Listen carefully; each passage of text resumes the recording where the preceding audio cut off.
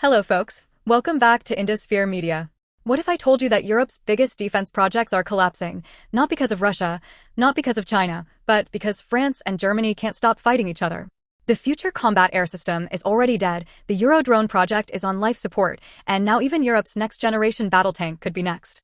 The question is, how can Europe become militarily independent when its two biggest powers can't even agree with each other? Let's find out. For years, France and Germany have been called the engine of Europe. Whenever Europe wanted to move forward, Paris and Berlin usually led the way. But things have changed dramatically.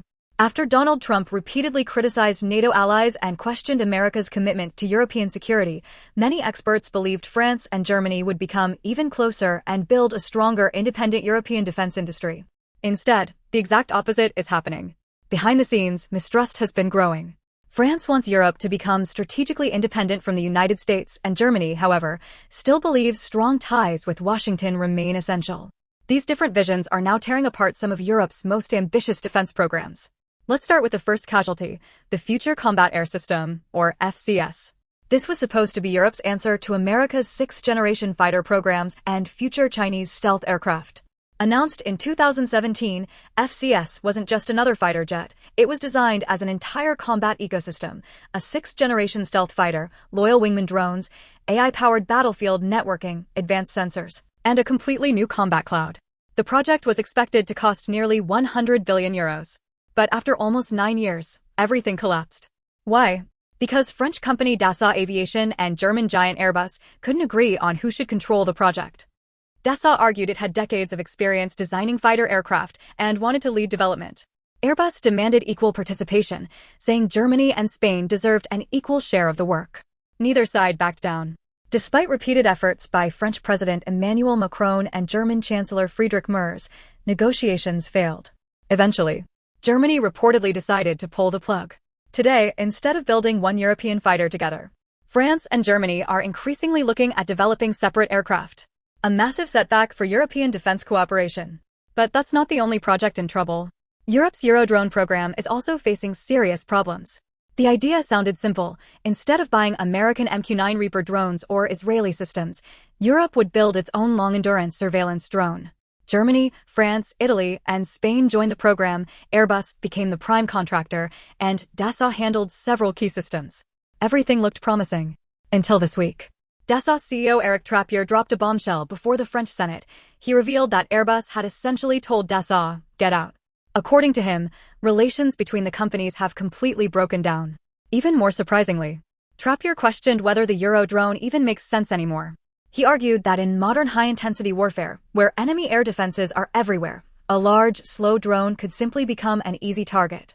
France has already reduced its planned purchases, calling the drone too heavy, too expensive, and not suitable for future conflicts. Meanwhile, Airbus insists the project will continue, but perhaps with a different structure. That's hardly a reassuring sign. And now, the third major project, the Main Ground Combat System, or MGCS, Europe's future battle tank. This tank was supposed to replace Germany's Leopard 2 and France's Leclerc. Not just another tank, but a complete battlefield system featuring artificial intelligence, drones, robotics, and advanced sensors. Unfortunately, it's now facing many of the same problems. Germany wants a heavily armored tank capable of fighting Russia in Europe. France wants a lighter, more deployable vehicle suitable for overseas missions. Even the companies involved are fighting. Initially, the project was led by KNDS, the Franco-German joint venture, but later, Germany pushed to include Rheinmetall. Since then, arguments over leadership, technology, production, and work share have slowed everything down. To make matters worse, funding has remained surprisingly small, around 25 million euros since the project began. According to Rheinmetall's CEO, the companies have received only that amount. There are now growing fears that France could even leave the project entirely. So why is all this happening?